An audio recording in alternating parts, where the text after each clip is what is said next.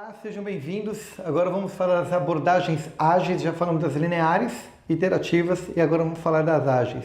Lembrando que nesses pequenos módulos eu não vou entrar tanto no detalhe da metodologia ágil e nem Scrum, mas vai ter um módulo onde eu vou falar um pouquinho mais de uma abordagem ágil, ok? Nesse momento agora só vou falar das características de cada uma delas para que a gente tenha um entendimento de como elas funcionam, até mesmo porque a proposta é o fundamento de gerenciamento de projeto.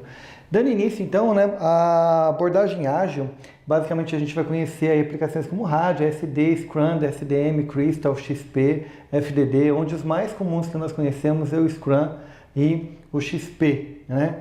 Então, qual é as principais características delas? São mais interativa e mais incremental. Ou seja, elas abriram mão de determinadas coisas, processos que as metodologias interativas e incrementais faziam e adicionaram mais pessoas nessas interações, né? Lado positivo dela é agilidade, lembrando claramente que a agilidade aqui não tem nada a ver com rapidez. Fazer ágil não é fazer rápido, fazer ágil é resposta à mudança, né? E capacidade de resposta, o quanto uma equipe ágil responde a uma mudança durante o ciclo de vida do projeto. Óbvio, como tudo na vida, temos problemas, né? Curva de aprendizado dela é bastante longa, não bastante longa, mas é uma curva de aprendizado aí que a gente tem que tomar bastante cuidado, até mesmo porque se nós olharmos a história do mundo nos últimos 4 milhões de anos, vemos fazendo metodologias lineares e há pouco mais de 100 anos adotamos metodologias não lineares.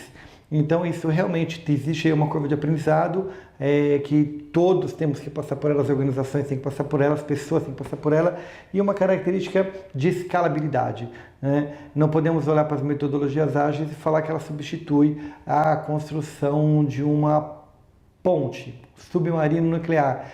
Algumas etapas, sim, mas é melhor você fazer a gestão completa do projeto utilizando metodologia linear, até mesmo porque uma construção de uma ponte é muito mais linear do que uma característica ágil. Então, em algumas metodologias o ágil vai funcionar muito bem, em alguns projetos o ágil funciona bem, em alguns projetos o ágil não funciona tão bem. Você pode construir uma ponte usando a abordagem ágil? Sim, pode. Não estou dizendo aqui não é adequado, não é aderente, mas existem outras metodologias que são mais aderentes, mais adequadas e funcionam melhor. Ok? Senta que lá vem história, né? Eu acho que é importante também a gente entender um pouquinho da história, saber que a metodologia ágil ela não é uma coisa tão nova, é tão aparentemente nova. Nós sabemos aí que a partir do Manifesto Ágil, né, e no ano 2000 que realmente teve um boom na metodologia ágil, mas tem algumas coisas que ocorrem antes aí. Essa pessoa é muito importante para a história, é o ponto de partida aí de onde a gente vai começar. 1785, Paris, Honoré Leblanc. Ele é um armamentista, né? Ele é um cara que faz armas, constrói armas, né? E ele convida algumas pessoas da época para o seu ateliê para demonstrar que havia uma facilidade muito grande em construir armas, né? Utilizando métodos intercambiáveis, saindo do modelo linear, né, de montagem de armas para um modelo tão linear. E aí ele convida algumas pessoas célebres para participar desse evento, e uma delas é o que seria o futuro presidente, né, o terceiro presidente dos Estados Unidos, Thomas Jefferson, né, e participa também desse evento. É a época que Thomas Jefferson ainda não é presidente, mas ele está envolvido com outras causas sociais e ele dá essa missão a uma pessoa muito importante chamada Eli Whitney. Vamos chamar esse cara do nosso agilista, né? O nosso Scrum Master, o nosso Leader Coach, porque é ele que consegue transformar o conceito de Honoré Leblanc para as necessidades, né, que Thomas Jefferson precisava na época. Então começou um processo onde pessoas comuns, sem conhecimentos muito complexos, conseguiam montar determinados equipamentos, né, sem ter habilidades técnicas tão altamente desenvolvidas. Aí as pessoas conseguiam desenvolver. Aí, estamos falando de 1780, os anos vão passando, tal, não sei o que. Surge um cara muito importante para a história. Estamos falando aí dos idos de 1900, né? Estamos falando aqui de Henry Ford. Henry Ford, né, muito motivado por Taylor, né, Frederick Taylor, ele pega esse Taylor já era uma pessoa muito estudiosa que conhecia desse modelo de peças intercambiáveis e tudo mais, e apresenta todo esse conceito, essa proposta de mudança para Ford. E aí Ford pega todos esses conceitos e começa a desenvolver carros, né? Estamos falando de 1914, desenvolver os seus carros utilizando uma metodologia onde havia uma sequência de processo e as pessoas não precisavam ter autoconhecimento, autocomplexidade, porque o processo por si só era o suficiente para a montagem dos carros. E aí isso daí é chamado de modelo T, todo mundo lembra disso na época, né? Já deve ter estudado ou visto em algum momento. Lembrando que dizem, né, que esse conceito de modelo T dele foi depois de vários modelos. Ele teve o modelo A, modelo B, modelo C, até de fato ele chegar no modelo T. Então as coisas não aconteceram tão rápido como tinham que acontecer. Pois bem, essa é a primeira fase do momento histórico nosso, né? Mas algumas coisas ocorrem lá nos idos de 1960, né? Em 1960 ocorre um fato muito importante histórico. Software, né? A engenharia de software é meio que reconhecida nesse momento, em 1960, e realmente entra em crise, né? É muito criticado que os softwares na época não alcançavam suas necessidades. A gente vai lembrar de momentos históricos lá em 1960, 65, quando o DoD, né, o Departamento de Defesa Americana, começa a criar metodologia, vai atrás de metodologias no mercado, surge o Energy Valley, logo em seguida tem modelos como o CMM que começa a aparecer. Ou seja, é uma época na história muito importante que as coisas começam a ser impactadas, né? O software começa a ter, o hardware deixa de ser um pouco importante, o software começa a ser importante e você não tem muitas ferramentas e técnicas para fazer isso. 1968 é um momento muito importante que ocorre um evento, um consórcio na OTAN, né, que é quando fala de um reporte, lá, de um relatório super importante chamado Chaos Report. O Chaos Report faz uma crítica muito grande ao desenvolvimento de software, apontando que, na época, né, os softwares que foram solicitados, quando eram entregues de 150 a 400 vezes acima do orçamento, atrasavam demais e tudo mais. E aí surge um cara que eu acho que ele é realmente importante, óbvio, ele critica muito, mas Alfred Spector, em um dos eventos da OTAN, ele realmente faz uma crítica muito forte à gestão de projetos, né, de software, falando que o Chaos Report aponta lá como 54% dos projetos são totalmente um fracasso, né? E ele diz que tudo que era feito de forma linear alcançava o objetivo e tudo que era desenvolvido em software era um fracasso absoluto. Nesse momento, então, estamos falando de 1968, 69, curiosamente, é o ano que nasce o PMI, né? E aí os estudiosos da época, né, querendo buscar um método que fosse funcionar para software, vão lá e bang, traz novamente o modelo cascata para implementação de software. Óbvio, o modelo cascata realmente em desenvolvimento de software ele não teve uma performance muito adequada, e o Chaos Report de 95 aponta lá 55% dos projetos com fracasso, 30% cancelados e apenas 15% com êxito. É um número bastante forte, mas é um momento muito importante que aí duas pessoas se unem, né? Conhecidas aí no universo de gestão de projetos aí, que é o Jeff Sutherland e dele aqui, Ken Schwaber, né? Esqueço o nome, eu sempre confundo o nome deles com John Highsmith. Essas duas pessoas se unem e são os criadores do Scrum, né? São as pessoas que usam o Scrum. Estamos falando de 1995. E aí tio Bob, né, o famoso Bob Martin, é a pessoa responsável, né, por juntar 17 pessoas em Utah, né,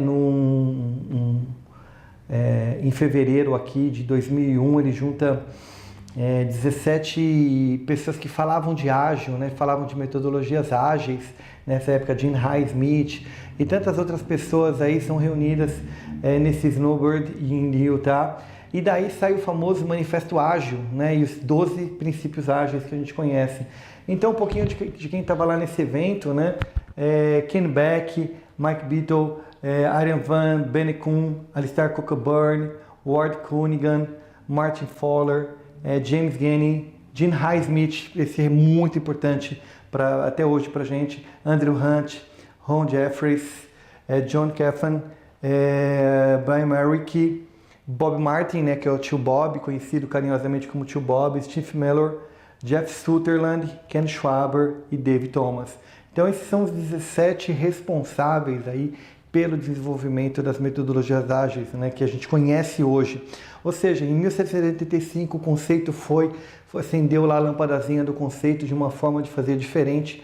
Isso veio evoluindo. Todos eles, nos idos de 80 e 90, publicaram inúmeros artigos.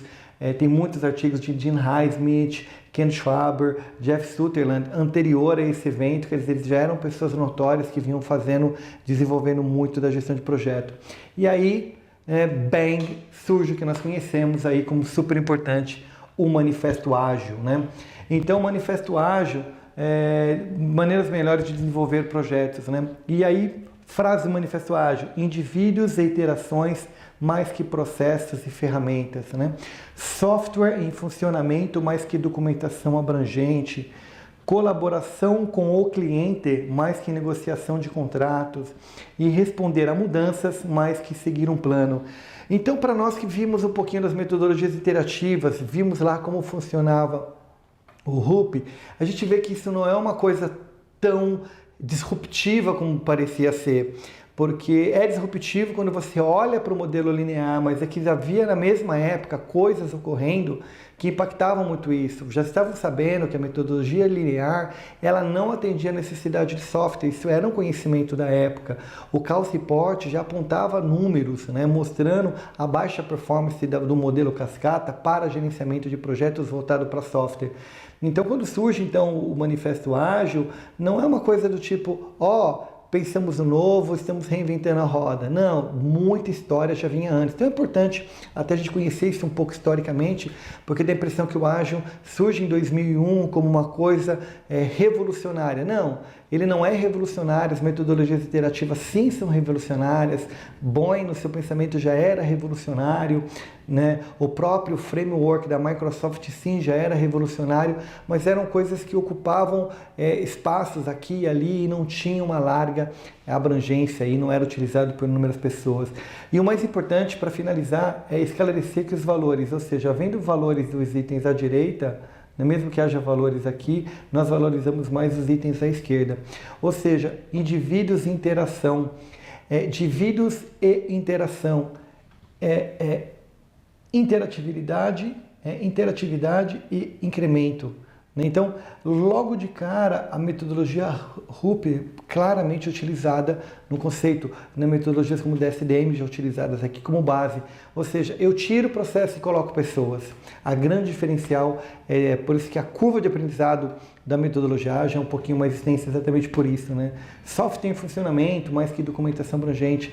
Por que eu preciso de documentação pronta agora? Vamos primeiro testar o software para a gente criar a documentação. Colaboração com o cliente. Esse é um momento muito complicado ainda da metodologias ágeis. Essa participação do cliente, ele recebe o nome de Product Owner dentro da metodologia ágil, né? E ele tem que participar efetivamente aí do desenvolvimento. Então essa é uma parte complicada que as metodologias ágeis encontram hoje, porque acha que o cliente tem que ser o vice-presidente, o diretor, e na verdade é o empoderamento que a gente está falando aqui, e responder a mudanças, mas que seguir um plano. Então aqui as metodologias ágeis elas vão muito numa tendência que nós temos hoje no momento, que são as startups, né? A startup, assim, em qualquer momento, ele tem que realmente realinhar todo o negócio dele, ou empresas pequenas têm que realinhar o seu negócio. Agora que a gente com essas mudanças econômicas, mudanças sociais, mudanças de regra, responder a mudança é uma característica, e de repente no modelo linear, onde o escopo já está definido, eu estou no meio do projeto, a mudança, sempre ela vai onerar bastante, ok? E aí, os 12 princípios ágeis, né, que a gente tem aí como entrega adiantada e contínua, sempre está entregando para o cliente, aceitar a mudança de requisitos, entender as mudanças, entregar um software funcionando, Cliente e equipe devem trabalhar juntos, né? Uma palavra forte, né? A gente vai definir isso bem claro. A gente vai entender que essa característica do cliente e a equipe devem trabalhar junto, não é uma coisa de outro mundo, como uma coisa muito complicada. Indivíduos motivados, né? Como a gente motiva uma equipe. Método mais eficiente e eficaz de transmitir informação, porque está todo mundo trabalhando no mesmo espaço físico, né? Não tem aquela coisa de... não tem telefone, não tem e-mail, é um com o outro ali o tempo todo. Software funcionando é a medida primária de progresso, ou seja, entregas, né? Entregas constantes e contínuas, né? Realmente está funcionando. Processos ágeis promovem um ambiente sustentável, né? Então, o ambiente fica um ambiente mais, né, que se sustenta, mais agradável, pensando em sustentabilidade hoje, né? Que é um fato bastante importante em todo o que a gente vem falando. Contínua a atenção à excelência técnica do bom design, né? Então, a excelência do bom design, porque o cliente trabalha comigo, então eu consigo buscar essa excelência, não é eu faço e depois te mostro, não, estou fazendo e você está vendo. Simplicidade, não confunda simplista com simplicidade. Simplicidade é fazer as coisas simples, né? Se você não sabe explicar algo de forma simples, então provavelmente você não sabe o que você está fazendo. Times auto-organizáveis, né? Equipe aí totalmente auto-organizável. E otimização de comportamento.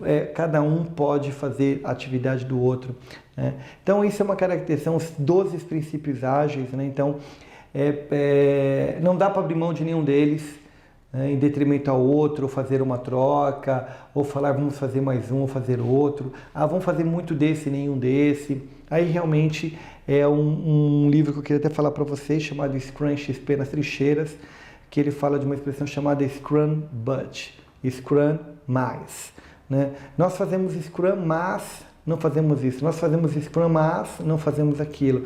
Nós fazemos Scrum, mas não fazemos aquilo outro. Então, esse Scrum But, né, impacta muito. E hoje, mais do que nunca, as metodologias, sejam elas lineares, incrementais ou não, passam exatamente por esse momento. Usamos aquilo que nós achamos que é aderente para a gente, adequado, mas sem entender a complexidade de abrir mão de outras coisas, né? Eu não posso... falar, vamos fazer uma boa reunião, mas eu não gosto de fazer ata, né? Eu vou fazer uma reunião, mas eu não gosto de convocar as pessoas com uma semana de antecedência. Percebe que uma coisa impacta totalmente no resultado da outra. E uma brincadeirinha que eu acho muito importante de fazer nesse momento, é uma historinha que eu gosto demais, né? É a história do comprometimento e do envolvimento. Quando você fala de Scrum, a gente busca muito o comprometimento das pessoas. Acreditamos que o comprometimento é o diferencial estratégico das pessoas aí dentro das metodologias ágeis, porque você tira processo. Tira o processo, você vai se apoiar em pessoas. Então você precisa de pessoas mais eficientes, pessoas mais treinadas, pessoas mais comprometidas, pessoas realmente, né, comprometidas com o progresso, comprometidas com o projeto, comprometidas com o produto, com o futuro do projeto. Então a historinha, né, é o porco, né, a galinha vira para o porco e fala: ei porco, acho que deveríamos abrir um restaurante. Aí o porco, né, que gosta de comer, não sei não, qual seria o nome? Aí ela dá um nome, que tal pernil com ovos? Né? O porco dá aquela olhada e fala: não obrigado, eu estaria comprometido enquanto você estaria apenas envolvida. É uma brincadeira, mas acho que reflete muito bem a característica do comprometimento com o envolvimento, né? Essa coisa de, no caso do porco, né, ter que dar uma parte dele e a galinha apenas botar os seus ovinhos lá e tudo mais, né? Então, o comprometimento é quando você busca realmente o comprometimento da equipe Scrum ou da equipe ágil, né? Que eu gosto muito de falar de abordagens ágeis, em detrimento, que eu acho que a combinação perfeita é Scrum, XP e Lean, né? Eu acho que é uma combinação, o Kanban, né? Então, o Lean, você tem lá as ferramentas Kanban, XP e Scrum. É uma combinação praticamente perfeita para fazer gestão de projetos e se adapta a qualquer cenário, a qualquer coisa que a gente estiver utilizando. Então, esse comprometimento é muito importante. E o que é o ágil, né? O ágil não é velocidade, né? Não é essa característica de uma raposa, né? De responder a uma velocidade muito grande, né? Esse é um dos animais, o guepardo, né? Um dos animais, dos felinos mais rápidos aí, terrestre, que se tem conhecimento aí. Então isso não é o sinônimo da agilidade, né? Isso é uma representação do que é agilidade. Agilidade é responder à mudança, agilidade o como eu interpreto aquela mudança e lido bem com ela, sem virar para o cliente e falar isso vai custar milhões, isso é impossível, isso não dá. Quando eu olho para o negócio, entendo que eu tenho um comprometimento com o negócio, se independente de ser equipe ou ser cliente, eu tenho um comprometimento, eu entendo qual é o negócio, a minha resposta à mudança ela é muito grande. E como se dá, né, esse conceito de resposta à mudança dentro da metodologia ágil? Não é por acaso que a metodologia ágil responde à mudança, mas é um conceito bem simples da gente entender quando a gente compara com a metodologia linear. Então, as restrições, né, que tem na metodologia linear, eu tenho os requerimentos, né, o escopo do meu projeto, aquilo que eu vou fazer é a minha restrição. Então, com base naquele escopo específico, eu estimo o meu custo, estimo o meu tempo. Então, eu tenho um escopo claramente definido, eu vou trabalhar com esse escopo claramente definido. Você quer uma festa para 200 pessoas? Ok, irei providenciar uma festa para 200 pessoas. Você quer fazer um casamento no dia 15 para 2.000 pessoas, um casamento no dia 15 para 2.000 pessoas. Vai ter um show de uma banda internacional acontecendo no Morumbi, em tal data, ok, vamos planejar tudo isso. Então, eu tenho claramente um escopo definido e aí eu consigo planejar, estimar quanto vai custar e quanto é o meu cronograma. Então, a esse modelo, né, a gente chama isso de plan driven, né, direcionado a um plano, ou process driven, né, que também o PMBOK é conhecido por alguns autores como process driven, né, orientado a processo, orientado a um plano. Então, criaremos um plano aqui. O que acontece então com a metodologia ágil? A metodologia ágil ela vai pegar esse triângulo e vai virar ele de cabeça para baixo, né? Eu vou ter fixo o meu custo e o meu cronograma. Como se dá o custo fixo, né, em um cronograma fixo? O custo é porque a equipe, uma vez definida a equipe numa equipe ágil, ela sempre é a mesma. Então, se eu começar o projeto com 8 pessoas, eu vou com 8 pessoas até o final do projeto. Se são as mesmas 8 pessoas, eu começo ao final do projeto, eu sei exatamente quanto vai custar.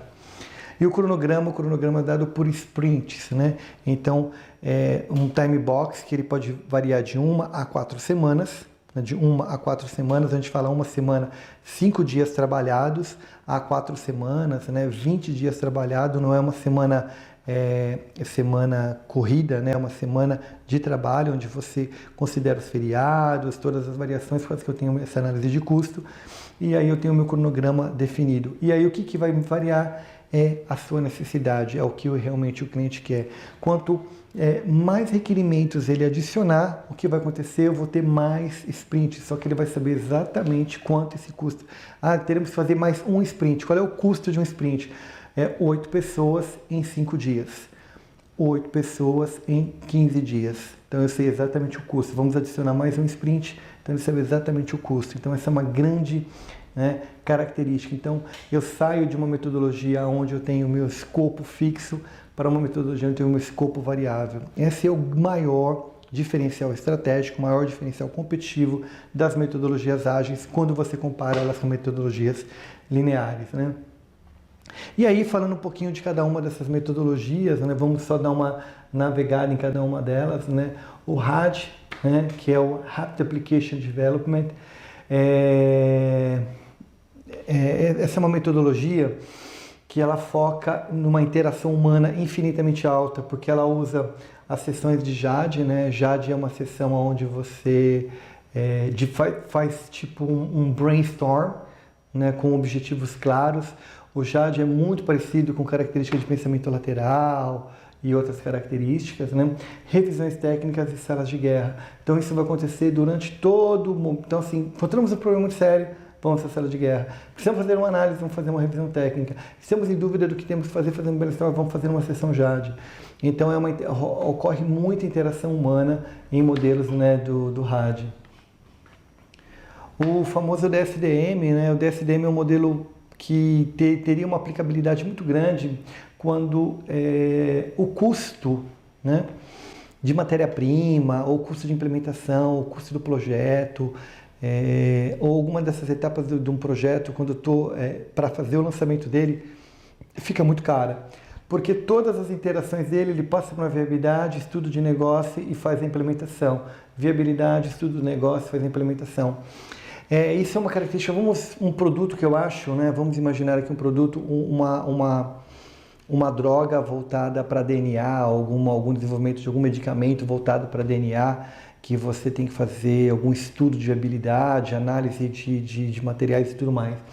Então, no primeiro momento que eu faço uma análise, né, que aí eu faço a minha primeira rodada, eu viabilizo o produto.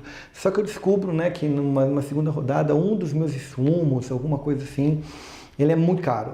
Né, e nesse momento ele não se viabiliza.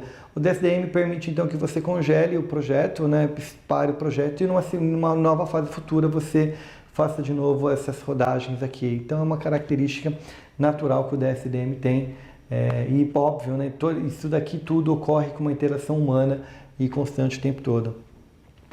O famoso XP, né, como que o XP pode ser visto, né, lembrando que você tem lá, né, os requerimentos e user stories, né, os casos de teste, as atividades, como que cada uma delas é terminadas, as interações, necessidade dos clientes. Então, ele é o tempo todo, né? Você vai fazendo os sprints, ele tem uma característica bem voltada a uma interação humana em cada uma das atividades, principalmente user stories e casos de teste. Uma outra forma da gente também ver é dessa forma aqui, que você tem, né, a interface com o usuário, a interface com a equipe e a interface com o programa, né? Mostrando que todos os três, isso é uma forma bem mais simples da gente demonstrar, que ele olha, né, por exemplo, orientado a teste, pair programming, né, uma coisa que algumas empresas olham isso e torcem o nariz. O que é um pair programming? É quando você programa em pares. É o mesmo conceito de você ter piloto e copiloto. Né? E por que você tem um piloto e copiloto num avião? Né? Porque um ajuda o outro durante todas as etapas do processo. São 4 olhos, 4 mãos, 2 cabeças pensando sobre o mesmo item. Né? Então isso ganha escala, é quando 1 mais 1 é igual a 3, né? Então o pair programming vai muito nessa direção, mas as empresas acreditam que 1 mais 1 é igual a custo alto. Então não gostam muito do pair programming, né? Simple design, então errar primeiro, né? Então sempre faz um design muito simples, já erramos, então já fizemos o teste, já deu errado, então vamos fazer de novo para ver o que dá certo. Né? O TDD, né? O TDD é uma técnica utilizada para análise, e o refactoring é talvez das coisas mais importantes que o XP tenha, né? Que é essa coisa de você olhar dentro do processo e melhorar. Um refactoring bastante importante, veja que aqui a gente está dentro do desenvolvimento do programa. Até para lembrar, eu não sei se é comum a todos, mas logo que o Waze foi lançado, uma das críticas que as pessoas faziam ao Waze é que ele gastava muita bateria e esquentava demais o celular. Então você ia do ponto A ao ponto B, a bateria do seu celular acabava e aquecia demais o seu celular. Então uma das melhoras que o Waze fez foi de refactoring, olhar processos internos que consumiam muita bateria, né, do próprio desenvolvimento do software. Então ele vai lá e enxuga determinadas aplicações ou muda determinadas aplicações para tornar o software mais seco, né, o software mais clean, o software mais limpo. Isso é um refactoring. Né? Passo sustentável, isso é aquela história a partir do momento que você chegar lá no seu segundo ou terceiro sprint. O que é um passo sustentável? Quando a equipe começa a fazer as entregas numa velocidade muito boa. Integração contínua, né? Então isso para software é muito importante. À medida que você faz uma alteração, você já valida aquela alteração. Então eu estou fazendo um teste aqui, você fazendo um teste ali, o outro fazendo um teste lá, e o nosso servidor de integração está ali. Eu faço uma mudança no programa, já testo, faço uma mudança no programa, já testo. Opa, deu errado, já sei que é a minha aplicação que deu errado, eu não dependo da sua ou de qualquer outra. Então é assim que você vê então a característica do XP funcionando, né? Outro fabuloso também é o Scrum, né? O Scrum aí que hoje ganha bastante espaço, né, no mercado brasileiro. As pessoas vêm gostando bastante do Scrum. É baseado que você tem lá o seu produto backlog, né, aquilo que eu quero desenvolver. Eu priorizo a ordem que me gera valor numa relação 80-20, sempre o que gera mais valor para o cliente é o que gera menos valor. Aí defino o que realmente vai entrar naquela sprint, né, que eu tenho que fazer naquela sprint. E isso é um desenho de uma sprint, né, que isso vai ocorrer entre 3 a 4 semanas. Né? E eu vou definir, então uma vez que eu defini que meu sprint é de 3 semanas, todos os sprints a partir dali vão ser de 3 semanas. O meu gráfico de burn down, né? Mostrando aí a evolução do meu desenvolvimento. Quando eu estou acima da linha, eu estou atrasado, quando eu estou abaixo da linha, eu estou adiantado. Né? Então fazendo um gráfico de burn down no tempo aí, considerando as entregas. E à medida que cada dia que for passando, né, que uma entrega for concluída, essas entregas vão sendo incrementais, né, até eu ter um sprint inteiro, entregar um produto inteiro, né, ou uma fase do meu projeto inteira. Uma das coisas que eu mais gosto, né, é o stand-up meeting, né, o daily meeting, como é chamado, a reunião diária dos scrums, né. Então aqui você não fica sabendo uma semana ou 15 dias depois que está atrasado, você já fica sabendo que está atrasado hoje. Então ontem você deveria ter feito e não fez, hoje eu já sei que você está atrasado. Então isso também faz com que, se você fazer aquela pergunta para você, você tem algum problema, se você falar assim, tenho, ok, vamos todo mundo te ajudar. Ah, não tenho problema, hoje eu vou conseguir fazer, ok, fica a responsabilidade sua. Então o Scrum tem essas características aí, né? Então ele tem alguns artefatos, tem algumas cerimônias, tem alguns papéis, né, que gerencia aí. Uma outra metodologia, também chamada FDD, essa metodologia não tem muita aderência ao Brasil e também não teve muita aderência a alguns modelos, porque ela foi desenvolvida exclusivamente por um banco de Singapura, para atender uma necessidade específica do cliente, né, voltada em colaboração, desenvolvimento e tal. Então ela não teve tanta aderência ao modelo de desenvolvimento de software, né? O FDD foi desenvolvido especificamente com uma característica de resolver problemas específicos que tinha no desenvolvimento do software. Então ela tem essas características mais clássicas dela, ok? Esse é o modelo de Gene Highsmith, né? Que tem aí 3 elementos importantes aí no modelo dele, que é o especular, o investigar, colaborar e aprender, né? O especular, o investigar, que aparece no modelo dele, diz o seguinte: que quanto mais rápido você errar, mais tempo você tem para fazer certo. Então não tem aquela preocupação na busca do bom, na busca do melhor. É uma característica muito importante em relações e interações entre pessoas. Jim Highsmith é importante, super importante aí para a metodologia ágil. Então, assim, ok, vamos testar as inúmeras possibilidades que temos. Errou, vai para a próxima, errou, vai para a próxima, até a gente acertar, né? Colaborar, integração da equipe, né? Então realmente aí é onde realmente a equipe joga junto, é uma ideia de jogar junto. E aprender. Aqui você tem muito de RAD, muito de JAD, né? Rapid Application Development, né? Desenvolvimento rápido de aplicação. JAD, né? A sessão de Brainstorm, Joint Application. Então são características muito importantes para desenvolvimento. Então o modelo dele é totalmente voltado à interação humana, né?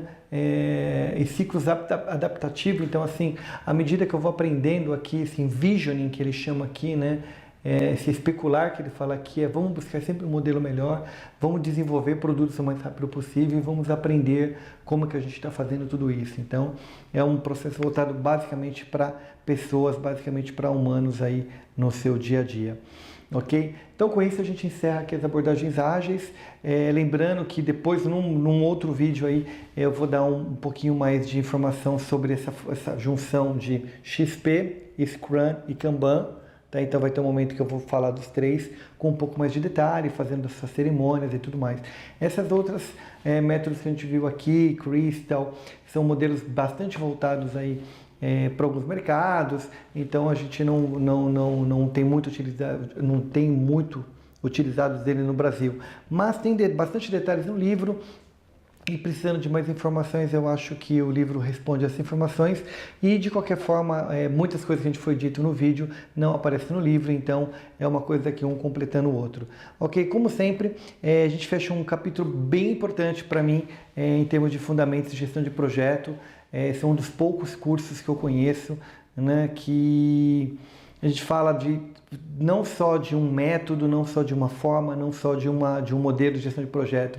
A gente está falando dos principais modelos de gerenciamento, das principais características deles, de como eles são construídos e tudo mais.